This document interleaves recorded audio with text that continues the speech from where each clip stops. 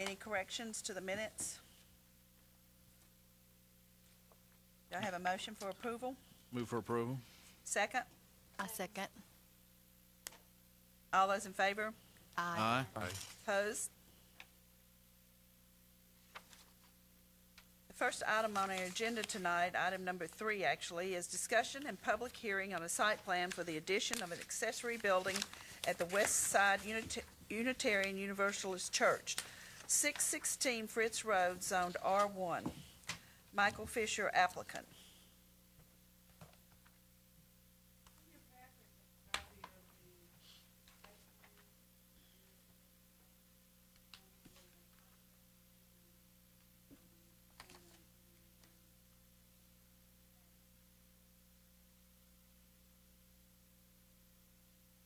Building is going to be located right in this area right here.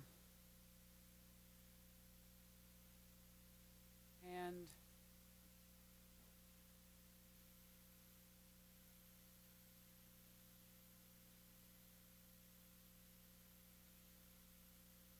painting, the shed will be the same color as the church, which is that gray. The rendering that they have included shows windows, but they do not plan on having any windows. The site plan complies with all of our requirements, and staff recommends approval of the site plan. One for the applicant here tonight. Anyone on the commission have a question for Ruth? What is the adjoining property?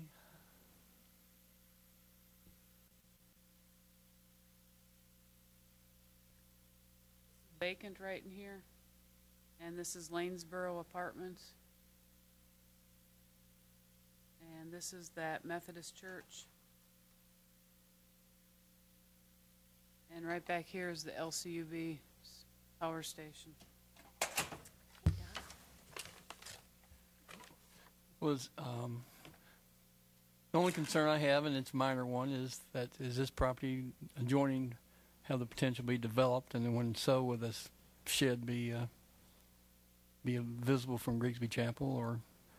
It will be visible from Grigsby Chapel because it will be located right there. But there is a change in elevation, so it's actually going to be sitting above. It meets the setback requirements, and there is a buffer strip right in this area, right in here. When this property develops, it's zoned R4. There will also be a buffer strip through there, so there will be a buffer between whatever uses go in there and next door. That's all my questions. Know whether they have or plan to have a light there or anything, Light on the? No. or, you know. No, they or do is there not a plan on pole up having any lighting out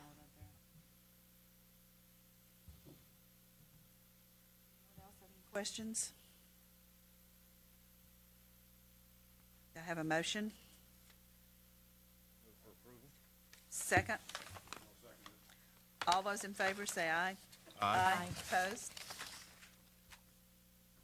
Item number 4, discussion and public hearing on amendment to the subdivision regulations, Article 2, procedure for subdivision approval to require property owner notification when changing platted building envelopes in attached single-family developments.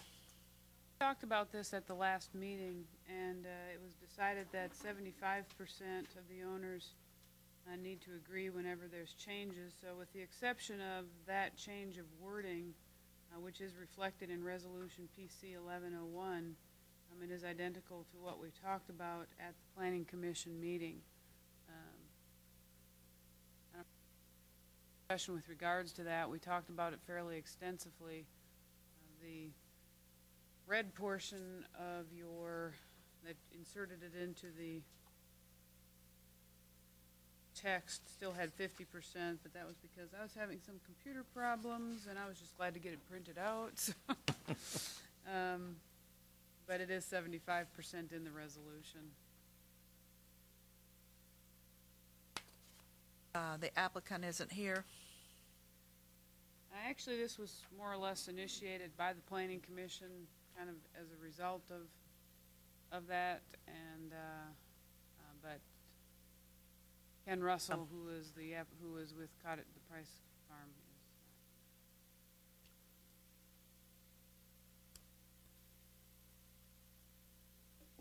I'll ask you the same question I emailed you, and that's material change. I liked your response, sort of. Like your judgment. Material change is basically, you're going to have to defer to staff on that one. From the standpoint of, if we do not feel comfortable with it, we will be bringing it back to you all, you know, and requiring the notification. For example, there's another one that will be coming through at this next meeting, and they're just modifying the footprints by a foot here and a foot there. That is not a major amendment. Going from attached to detached, that is a significant change that would, you know, require the homeowner notification and that sort of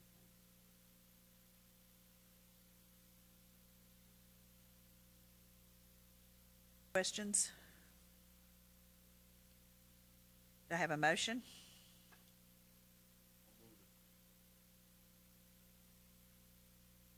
Amendment to the document Second it. be approved. All those in favor? Aye. Opposed?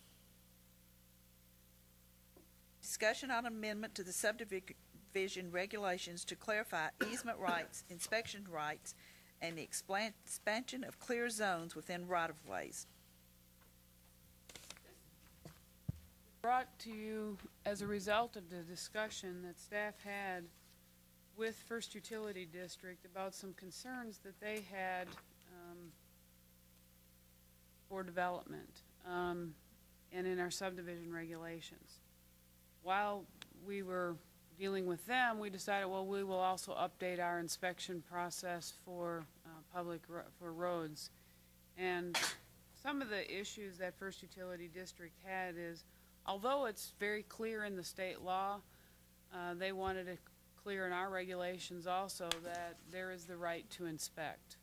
Obviously, if we or the utility district is taking over anything, we really want to inspect it to make sure it is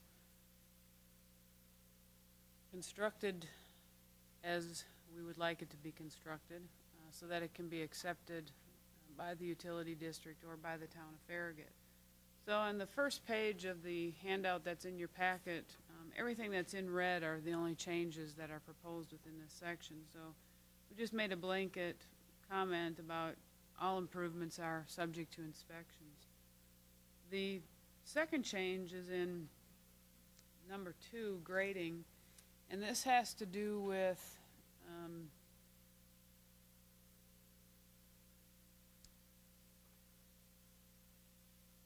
road rights-of-way and how we treat road right-of-ways. If you have, I'll show this on the overhead here.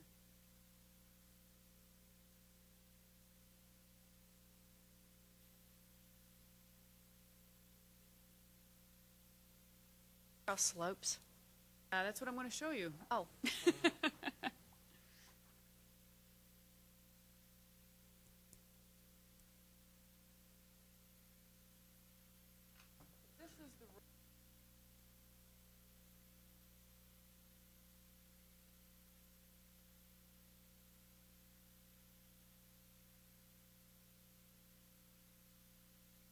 run into that in East Tennessee where you're benching a road into slopes. And cross slope is this right here. And the idea for not having it more than 2% if there's a sidewalk, because if you walk on a sidewalk that's sloped like this, you kind of feel like you're walking, it's very uncomfortable to walk on that. And so we have, a few years back, when we adopted the tree protection ordinance, and it was decided that rather than grading the entire 50-foot swath, we would concentrate the grading on just the roadway itself and try to preserve trees. What has happened is, unfortunately, when the houses are being constructed, the trees are being removed anyway. So our goal has not been accomplished. But what has happened is if you put utility on either side of the road, and it's buried the same depth on both sides of the road, when they come in and build a driveway, you're hitting a gas line. You may notice that, some of you may have noticed that that is a very common comment of Daryl's. Make sure that you don't hit a gas line, because we had one subdivision where probably out of the 10 lots in that phase of the subdivision, 9 hit gas lines as they were putting in their driveways. On this side, it's the exact opposite. They fill in, and then the utility has a much greater depth. And so what we have opted to do is to clarify that we do want it filled or cleared, graded, the full width of the 50 feet. It makes it easier for constructing of the sidewalks, give a little bit more flexibility for, if there is no sidewalk, to have a 4% cross slope. But if there is a sidewalk, to keep a 2% cross slope. But then this also addresses the utility district's concern about additional depth. Now, the only place where we have seen where trees consistently have been saved have been on open space lots. So this would be an area where we would look at not having full grading of the open space. If there is like a tree that's worth saving. One that comes to mind, for example, is a very large hardwood in Summer Oaks that's on an open space lot. And if we had permitted the grading of the full 50 feet, that hardwood would not have survived. It being on an open space lot, it still looks very healthy. Usually you start noticing stress on a tree within about 2-3 years afterwards, or it could be dead within 2 or 3 years. And it has, it appears that it will survive the construction, and because it is an open space lot, it will not be removed as part of any construction. So this is what we came up with this section. The next section is dealing with cuts, dealing with all trees, stumps, boulders, and other obstructions shall be removed to a depth of 4 feet below subgrade. It used to be 2 feet. We just kind of figured that was 2 feet wasn't really good enough. We've had some problems, and we figured that the 4 feet would be better. And then the rewrite that doesn't really have anything to do with the utilities, but has purely to do with our inspections, is under fill and backfill. And this is rewritten to accommodate for smaller, slightly smaller lifts. This is consistent with the county, with how they do their inspections, and with that. But also, rather than just relying on proof rolling, we now rely on equipment that wasn't available to us years ago. And this is becoming very common, to require an independent outside testing firm to verify that there has been compaction, that we don't run into problems. Proof rolling, just to explain what that is it is exactly what it sounds like. You take a dump truck and you fill it up with dirt and you run it back and forth over the road. And if the dump truck goes nice and smooth over that dirt base, that means you've compacted it. But if it starts going like this, that means that it needs more compaction. That is a very effective tool, and if you read that second paragraph, proof rolling is still required. The outside testing firm is really to catch sometimes when we don't, when proof rolling isn't effective. We had a failure in a subdivision that the reason for the failure really wasn't because of improper construction, was because they didn't put the top coat soon enough down and water infiltrated in it, and then they took a bunch of heavy equipment over it. The developer reconstructed that street to fix that, but we are very well aware of the farm at Willow Creek, so this would hopefully catch something like that. But it's really to strengthen our ability to inspect. It's inspecting that minimum base more effectively.